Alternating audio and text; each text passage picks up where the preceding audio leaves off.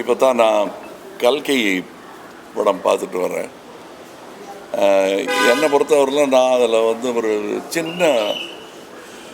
சில மணித்துளிகள் நிமிஷங்கள் தான் நான் இந்த படத்தில் வரேன்.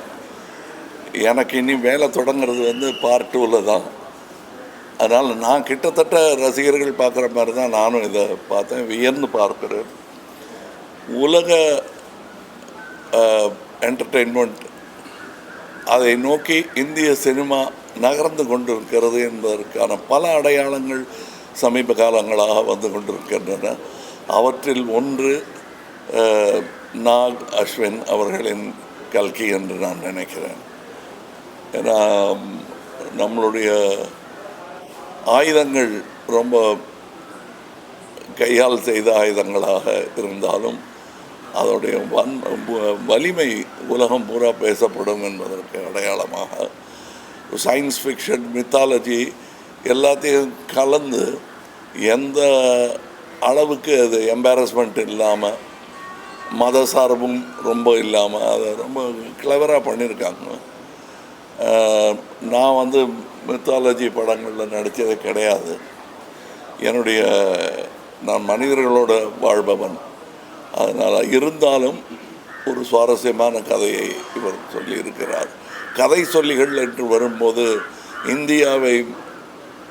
இந்தியாவுடன் போட்டி போடுவதற்கு கிரேக்கம் போன்ற, சைனா போன்ற நாடுகளால் தான் இயலும். மற்ற கல்ச்சர்ஸ்க்கு அவ்வளோ கதைகள் கிடையாது.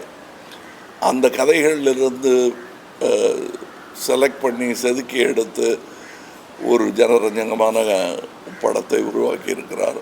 ரொம்ப பொறுமையுடன் அதை வந்து எல்லாரையும் பொறுமையுடன் வரவழைத்து அவங்கள இதில் பங்கெடுத்துக்க வச்சுருக்காங்க. அமித்ஜியெல்லாம் வந்து எந்த பட்டியலில் சேர்க்கறது, இளம் நடிகர்கள் பட்டியலையா இல்லை பழம் நடிகர்கள் பட்டியலில் சேர்க்கறதாங்கிறதுல குழப்பம் வர்ற அளவுக்கு அவ்வளோ பிரபாவமாக பண்ணியிருக்காரு. இதில் வரக்கூடிய இது வந்து ரெகுலர் ஒரு ஆந்திராவில் இருந்தோ அல்லது வடநாட்டில் இருந்தோ ஒரு படம் வரும்போது ஒரு டுவேட்டு எத்தனை இருக்குது, ஃபைட் எத்தனை இருக்குதுன்னு, இதில் டுவேட் எத்தனை இருக்குதுன்னு கேட்டால் இல்லைன்னு கூட தைரியமாக சொல்லலாம். ஆனால் ஃபைட்ஸ் எக்கச்சக்கமாக இருக்குது.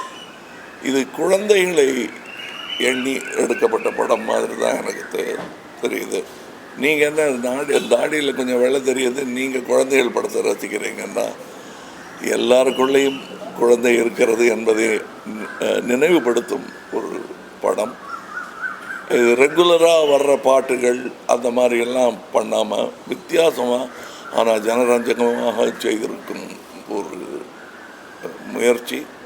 இந்த முயற்சியில் என்னாலும் கைகோர்க்க முடிந்தது என்பதில் மகிழ்ச்சி.